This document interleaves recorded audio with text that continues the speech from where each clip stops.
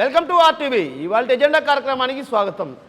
Agenda అంశానికి సంబంధించి ఏదైతే రాష్ట్ర ప్రభుత్వం కోట్ల రూపాయల నిధులను సుందరీకరణ పనులకు పేరిట కూడల సుందరీకరణ, అదేవిధంగా కాల్వ విస్తరణ పనులు చేపట్టింది. అయితే నగరంలో ఉన్నటువంటి ప్రధానంగా ఉన్నటువంటి వసతి గృహాల్లో మౌలిక సదుపాయాలు లేక తీవ్రమైనటువంటి ఇబ్బందులు పడుతున్న పరిస్థితి. మరోవైపు భవనాలు లేక పెచ్చులుడి ఇబ్బందులు పడుతున్నటువంటి నేపథ్యంలో వసతి గృహాలపై దృష్టి సారించకపోవడంపై కూడా పలు విమర్శలు వ్యక్తం అవుతున్నాయి. ఈ నేపథ్యంలో ఈ అంశంపై చర్చించడానికి మనతో పాటు ఏఎస్ఎఫ్ నుంచి రాష్ట్ర కార్యదర్శి వలరాజు గారు, అదేవిధంగా ఆర్ఎస్వైఎఫ్ నుంచి నాగేంద్ర మనతో పాటు ఉన్నారు. మిగతా విద్యార్థి ఎవరైతే వసతి గృహాల్లో ఉన్నటువంటి విద్యార్థులు కూడా మనతో పాటు ఉన్నారు ఈ అంశంపైన చర్చించడానికి. నమస్కారం. ముందుగా మీ అందరికీ నమస్కారం. చెప్పండి, ప్రధానంగా రాష్ట్ర ప్రభుత్వం వసతి గృహాలపై దృష్టి సారించకపోవడాన్ని ఎలా చూడొచ్చు అంటారు? అసలు విద్యార్థులు తీవ్రమైనటువంటి ఇబ్బందులు పడుతున్నారు, వారి సౌకర్యాలు కల్పించాల్సినటువంటి బాధ్యత రాష్ట్ర ప్రభుత్వాలపై ఉంది. అసలు రాష్ట్ర ప్రభుత్వం ఎందుకు ఆ దిశగా అడుగులు వేయలేకపోతుంది? ప్రధానంగా రాష్ట్ర ప్రభుత్వం అంటే జగన్మోహన్ రెడ్డి సర్కార్ అధికారంలోకి వచ్చిన నేపథ్యంలో ప్రధానంగా ఒకసారి మనం ఈ మధ్యకాలంలో పరిశీలించినట్లయితే కడప కలెక్టరేట్ గోడలు, లేకపోతే ఆ యొక్క దారులు, లేకపోతే కడప నగరం యొక్క కూడళ్ళు మార్చినంత వాటిపైన పెట్టినంత శ్రద్ధ విద్యారంగం పైన కానీ ప్రధానంగా ఈ యొక్క ఎస్సీ, ఎస్టీ, బీసీ, మైనారిటీ, లేకపోతే కస్తూర్బా, గురుకుల, అంబేద్కర్ ఇలాంటి వసతి గృహాలలో పెట్టడం లేదనేటువంటిది స్పష్టంగా అర్థమవుతా ఉంది. ఎందుకంటే అభివృద్ధి అంటే పాత గోడలకు కొత్త రంగులు అద్దడము, లేకపోతే ఉన్నటువంటి గోడలను మెరుగులద్దించి సర్కిళ్ళుగా రూపొందించి వాటికి సంబంధించినటువంటి బహిర్గతమైనటువంటి లబ్ధి కోసం చేకూర్చే ప్రయత్నాలు ఇక్కడ జగన్మోహన్ రెడ్డి ప్రభుత్వం చేస్తూ ఉంది. వీటిలో విద్యారంగానికి సంబంధించి ప్రధానంగా 7-10 సంవత్సరాలు ఇవాళ మనం జరుపుకుంటా ఉన్నాం స్వాతంత్ర దినోత్సవ వేడుకలు. రేపు జనవరి వస్తూ ఉంది, రిపబ్లిక్ డే జరుపుకుంటా ఉన్నాం జనవరి 26న. మరి ఇవాళ రాష్ట్రంలో ఒక నియంతపూరితమైనటువంటి పరిపాలన కొనసాగుతూ ఉంది. విద్యారంగానికి సంబంధించి ఎస్సీ, ఎస్టీ, బీసీ, మైనారిటీ హాస్టళ్లకు సంబంధించి కనీస వసతులు, దారిద్ర్యం, దుర్భిక్షం, కరువు, లేకపోతే అక్కడ ఉన్నటువంటి విద్యార్థికి కావలసినటువంటి అన్ని రకాల మౌలిక వసతుల కల్పనలో ఈ ప్రభుత్వం వైఫల్యం చెందింది. ఏమాత్రం కూడా అంటే ఈ జగన్మోహన్ రెడ్డి గారు అధికారంలోకి వచ్చిన నేపథ్యంలో పెద్దగా ప్రకటించారు మెనూనేమో, కానీ వాటికి సంబంధించినటువంటి మెస్ ఛార్జీలకు సంబంధించి, ఇన్ఫ్రాస్ట్రక్చర్కి సంబంధించి ఎంత డబ్బులు కేటాయించారు, రాష్ట్రంలో ఉన్నటువంటి మౌలిక వసతులు ఎన్ని ఇన్ఫ్రాస్ట్రక్చర్ పెంచారంటే అవన్నీ నీటి మీద బుడగల్లాగే. గత అక్టోబర్లో కూడా సుప్రీంకోర్టు వాటికి సంబంధించి ఇంత దుర్భిక్షమైనటువంటి ప్రాంతంలో మనం ఉన్నామా, హాస్టళ్లకు సంబంధించి ఇప్పుడు కింది నుంచి విశ్వంలోకి రాకెట్ పంపించేటువంటి అభివృద్ధిని మనం కాంక్షిస్తున్నాము, చూస్తూ ఉన్నాం. అలాంటి సందర్భంలో కూడా విద్యార్థులు ఇంకా పడక అనేటువంటిది నేల మీదే, లేకపోతే పెచ్చులు పడుతూ అద్దె భవనాల్లో చాలని అన్నతో పౌష్టికాహార లోపంతో ఇవాళ సాంఘిక సంక్షేమ వసతి గృహాలు ఉన్నాయా అని ప్రభుత్వాన్ని ప్రశ్నించినటువంటి సందర్భాలు మనం చూసాం. అయినా కూడా ఈ ప్రభుత్వానికి చీమ కుట్టినట్టు కూడా లేనటువంటి సందర్భం కూడా మనం చూస్తూ ఉన్నాం. నిన్నటికి నిన్న పులివెందుల నియోజకవర్గంలో నలిపిరెడ్డిపల్లె గ్రామం, లేకపోతే లింగాల మండలం ఇలాంటి ప్రాంతాల నుంచి విద్యార్థులు గాయాల పాలైనటువంటి సందర్భం, లేకపోతే అక్కడ ఈ విశాఖపట్నం, లేకపోతే మన్యం జిల్లా పార్వతీపురం, లేకపోతే సాక్షాత్తు అమరావతి కేంద్రమైనటువంటి గుంటూరు లాంటి ప్రాంతాల్లోనే ఇవాళ సాంఘిక సంక్షేమ వసతి గృహాలను పరిశీలించినట్టయితే ఎంత దుర్భిక్షంలో పందులతో, దోమలతో, మురికి వాడలుగా ఉన్నటువంటి హాస్టళ్ళు దర్శనమిస్తూ ఉన్నాయి. వీటన్నిటినీ పరిశీలించాల్సినటువంటి ప్రభుత్వం, డెవలప్ చేయాల్సినటువంటి ప్రభుత్వం పట్టించుకోవడం లేదు, వాటిని కన్నెత్తి కూడా చూడడం లేదు.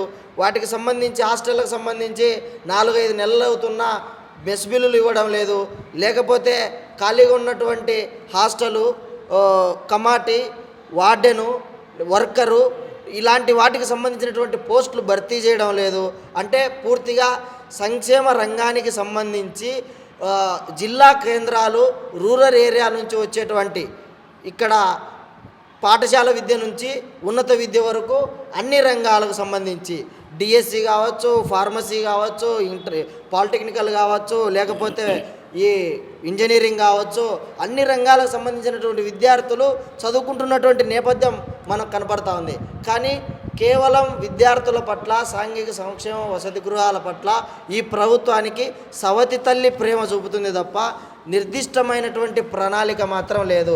పంచవక్ష పరిమాణాలు లేకపోతే పంచవక్ష ప్రణాళికలు పెట్టినా, విజన్ 2020 పెట్టినా, జగనన్న నాడు నేడు పెట్టినా మా యొక్క సాంఘిక సంక్షేమ వసతి గృహాల పరిస్థితి నేటికి దుర్భిక్షంగానే ఉంది. ఇలాంటి వైఖరి జగన్మోహన్ రెడ్డి పరిపాలనలో హడావిడిగా ఆర్భాటాలతో ముగుస్తుంది తప్ప మాకు సంక్షేమం కనపడడం లేదని మేము భావిస్తూ ఉన్నాం. అంటే నేనేమంటానంటే, ఇంతకుముందు మీరు ఒక మాట అన్నారు, ఏదైతే లింగాల మండలంలో కూడా పందుల బెడద అవన్నీ ఉన్నాయి. సాక్షాత్తు అది సీఎం ఇలాకా, సీఎం నియోజకవర్గం. మరోవైపు చూస్తే మనం ప్రధానంగా కడప నగరంలో పలుసార్లు కూడా ఎంతోమంది విద్యార్థి సంఘాల నేతలు అర్ధరాత్రి కలెక్టరేట్ ఎదుట పోయి ఈ ఏదైతే మొన్న వండినటువంటి అన్నాన్నంతా కూడా తీసుకుపోయి అక్కడ చూపించిన పరిస్థితి. ఇలాంటి పరిస్థితి ఉన్నా కూడా అధికారులలో మార్పు రాకపోవటం, పాలకుల్లో కూడా మార్పు రాకపోవడం ఎలా చూడొచ్చు అంటే, నేనేమంటానంటే కడప నగర నడిబొడ్డులో ఉన్నటువంటి ఒక హాస్టల్లో వసతి గృహంలో ఏదైతే అన్నం తినే ఆహారం కూడా సరైనటువంటి పద్ధతుల్లో, సరైనటువంటి రీతిల్లో లేకపోవటాన్ని ఎలా చూడొచ్చు అంటారు? దీన్ని స్పష్టంగా ఒక మాటలో చెప్పాలంటే తెలుగునాట భక్తి రసం తెప్పలుగా పారుతుంది.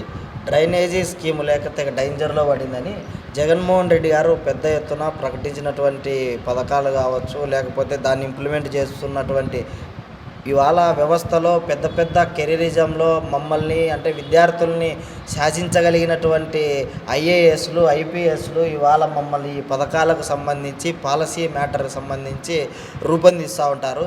అయ్యో రామచంద్ర, ఇక్కడ హాస్టళ్ళకు సంబంధించి విద్యార్థి సంఘాలుగా అర్ధరాత్రి పోయి మేమే కలెక్టర్ బంగ్లా దగ్గర మొరపెట్టుకున్నటువంటి వైనం. అంటే 7-8 నెలలుగా, మాసాలుగా ఈ హాస్టల్లో కనీసం వసతి గృహంలో తినడానికి కూడా సరైనటువంటిది ఇది మీ యొక్క మెనూ కాదు దేవుడు, కనీసం తినడానికి ఆ పూట గంజి, అన్నం, కూర సరైన పద్ధతుల్లో లేదని చెప్పి మొరపెట్టుకున్నా కూడా అంటే అక్కడికి ఒక రకమైనటువంటి డిస్క్రిమినేషన్ అనేటువంటిది మేము స్పష్టంగా గమనించినటువంటి అంశం. ఇవాళ ఈ రాష్ట్రంలో సోషల్ వెల్ఫేర్ కమిషనర్లు కావచ్చు, బీసీ వెల్ఫేర్ కమిషనర్లు కావచ్చు, లేకపోతే నగరంలో ఉన్నటువంటి కమిషనర్ కావచ్చు, ఇన్ఫ్యాక్ట్ ఇవాళ కడప రోడ్లు మారుతున్నాయి, లేకపోతే సర్కిళ్ళు మారుతున్నాయి, లేకపోతే ఈ యొక్క కలెక్టరేట్ సంబంధించినటువంటి డిజైన్లు మారుతున్నాయి తప్ప విద్యార్థికి కావాల్సినటువంటి పౌష్టికాహారం ఎంత, లేకపోతే పౌష్టికాహారానికి సంబంధించి వచ్చేటువంటి శాతం ఎంత, వాటికి సంబంధించి పిహెచ్సి సెంటర్లు ఎన్ని రోజులు నెలలో పరిశీలన చేస్తూ ఉన్నారు, వారి ఆరోగ్య పరిస్థితులు ఎలా ఉన్నాయి, ఇలాంటివన్నిటినీ పరిశీలించాల్సినటువంటి ఐఏఎస్ ఆఫీసర్లు ఏం చేస్తూ ఉన్నారంటే ఇవాళ కారణాలు ఏమైనా కావచ్చు, పాలక ప్రభుత్వం యొక్క చెప్పులలో వీళ్ళ అడుగులు ఉంటున్నాయి తప్ప విద్యార్థుల పక్షాన, ప్రజల పక్షాన చాలా దుర్మార్గమైనటువంటి వైఖరి ఇవాళ ఆంధ్ర రాష్ట్రంలో ఈవెన్ ఐఏఎస్ ఆఫీసర్లు వ్యవహరిస్తున్నారని చెప్పి మేము భావిస్తూ ఉన్నాం. నాగేంద్ర గారు, మీరు చెప్పండి, ఒక రకంగా ఏదైతే రాష్ట్ర ప్రభుత్వం విద్యారంగంకు ఎన్నో సంస్కరణలు తీసుకొచ్చామో, ఒక రకంగా విద్యారంగంలో ఇప్పుడున్నటువంటి ఎన్నో మార్పులు, ఎన్నో సంస్కరణలు తెచ్చామని రాష్ట్ర ప్రభుత్వం చెప్తుంది. మరోవైపు వసతి గృహాల్లో చూస్తే కొన్ని ప్రాంతాల్లో పందుల బెడద, మరోవైపు సరైనటువంటి అంటే పైన పెచ్చులుడే ప్రమాదకరమైన పరిస్థితి. ఇలాంటి పరిస్థితులు ఉన్నట్టు కూడా నేనేమంటానంటే సాక్షాత్తు సీఎం నియోజకవర్గ పరిధిలో ఉన్నటువంటి లింగాల్లో కావచ్చు, అదేవిధంగా కడప నగర నడిబొడ్డులో ఉన్నటువంటి కొన్ని హాస్టళ్ళు కావచ్చు, ఆయన ₹1,00,00,000 వెచ్చించి సింహాద్రిపురం మండలానికేమో పెద్ద ఎత్తున దాదాపు ₹5,00,00,000 నిధులు వెచ్చించి అక్కడ ఉన్నటువంటి భవనాలన్నీ నిర్మించారు. నేనేమంటానంటే రాష్ట్ర వ్యాప్తంగా ఎన్ని వసతి గృహాలు ఉన్నాయి, ఆ వసతి గృహాలు పరిస్థితులు ఎలా ఉన్నాయి, వాటిని పనితీరు ఎలా ఉంది ఏందన్నటువంటి విషయం పైన కూడా రాష్ట్ర ప్రభుత్వానికి ఇప్పటికే ఒక అవగాహన ఉండాలి. ఎందుకంటే సంబంధిత శాఖ కమిషనరు దీనిపైన నిత్యం పర్యవేక్షిస్తుంటారు కాబట్టి అలాంటప్పుడు ఆ శాఖకు సంబంధించినటువంటి కమిషనర్ కావచ్చు, ఆ శాఖకు సంబంధించిన అధికారులు వీటిపై ఎందుకు దృష్టి సారించలేకపోతున్నారని?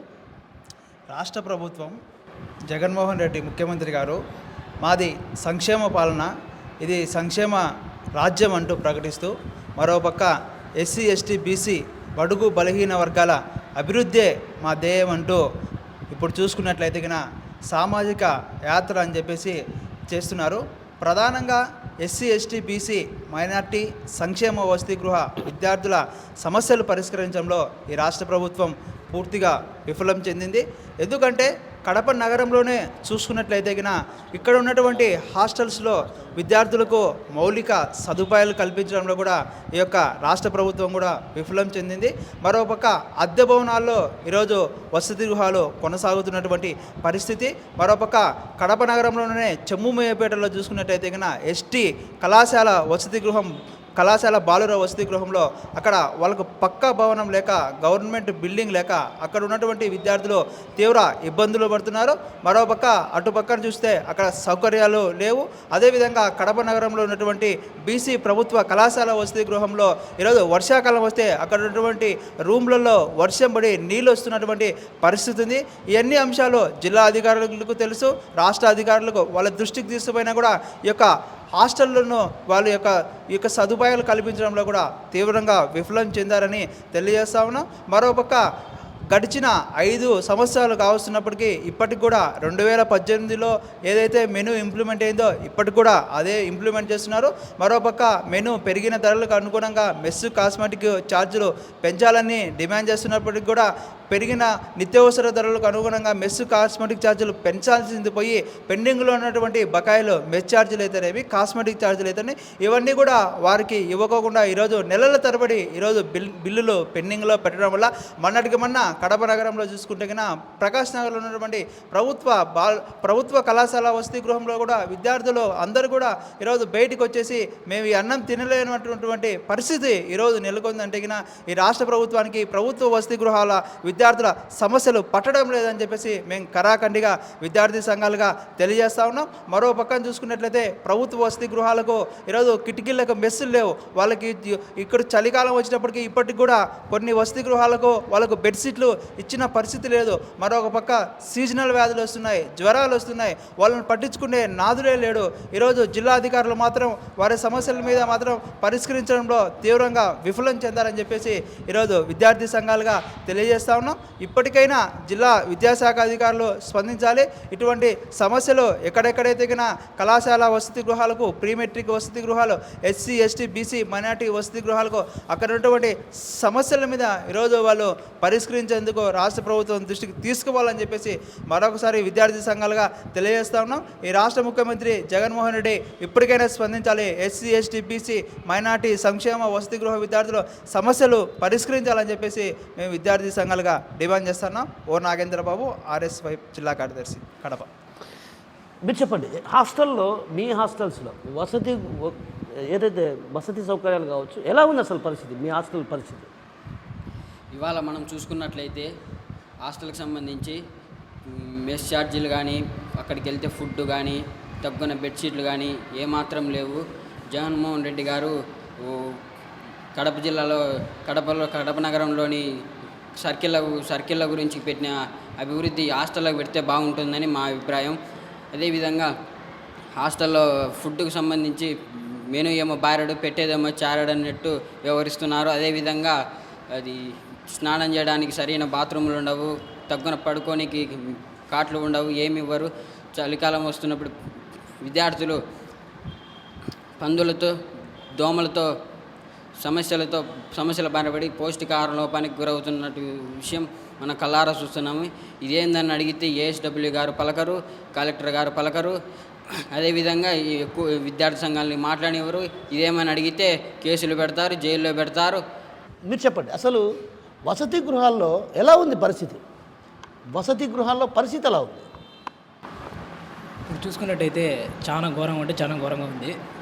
ఎవరు మా కష్టాలు అసలు పట్టించుకోవడం లేదు. చాలా ఇబ్బందులుగా ఉంది. నైట్ టైం అయితే సార్ ఒక 6 అయిందని సార్ సాయంత్రం దోమలు కుడుతూనే ఉంటాయి.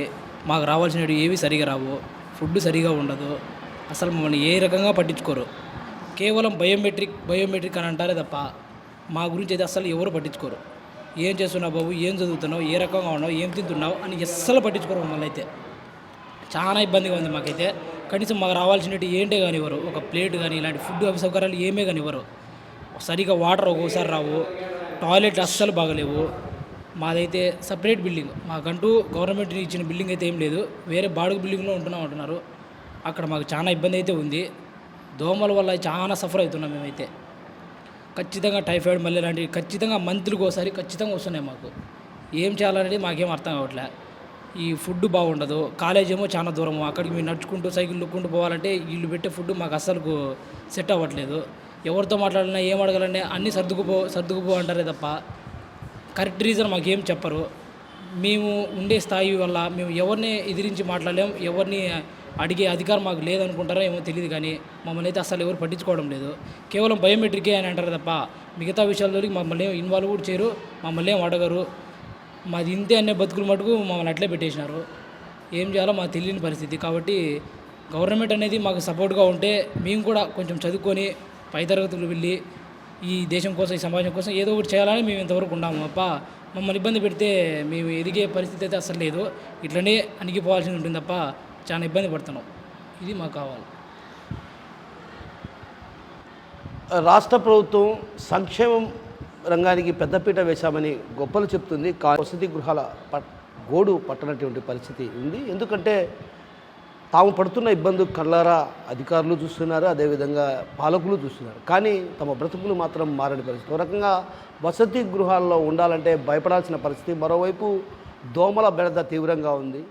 నెలకోసారి ఖచ్చితంగా సీజనల్ వ్యాధుల బారిన పడక తప్పడం లేదు. అదేవిధంగా వైరల్ ఫీవర్స్ వచ్చి తీవ్రమైనటువంటి ఇబ్బందులు పడుతున్నాం. అదేవిధంగా ఏదైతే మాకు అందిస్తున్న ఆహారంలో కూడా నాణ్యత లోపం పూర్తిగా కనిపిస్తుంది. నాణ్యత లోపం ఉన్నటువంటి నేపథ్యంలో అధికారులు కూడా వీటిపై ప్రత్యేకమైన దృష్టి సారించలేదు. ఎందుకంటే అనుగుణంగా మెస్ ఛార్జీలు పెంచాల్సినటువంటి రాష్ట్ర ప్రభుత్వం ఆ దిశగా అడుగులు పోవటం వల్లే నాణ్యమైనటువంటి ఆహారాన్ని అందించలేని పరిస్థితి ఉంది. ఇలాంటి పరిస్థితుల నేపథ్యంలో ధరలకు అనుగుణంగా మెస్ ఛార్జీలను పెంచాలన్నటువంటి భావన అటు విద్యార్థి సంఘాల నేతలతో పాటు వసతి గృహాల్లో నివసిస్తున్న విద్యార్థులు వ్యక్తం చేస్తున్నారు. ఇది ఇవాళ ఎజెండా కార్యక్రమం. రేపు మరో ఎజెండాతో మీ ముందుకు వస్తాం. మరిన్ని వీడియోస్ కోసం ఛానల్ ని సబ్స్క్రైబ్ చేయండి. లేటెస్ట్ అప్డేట్స్ కోసం వాట్సాప్ ఛానల్ ని ఫాలో చేయండి. అండ్ లింక్ డిస్క్రిప్షన్ లో ఉంది.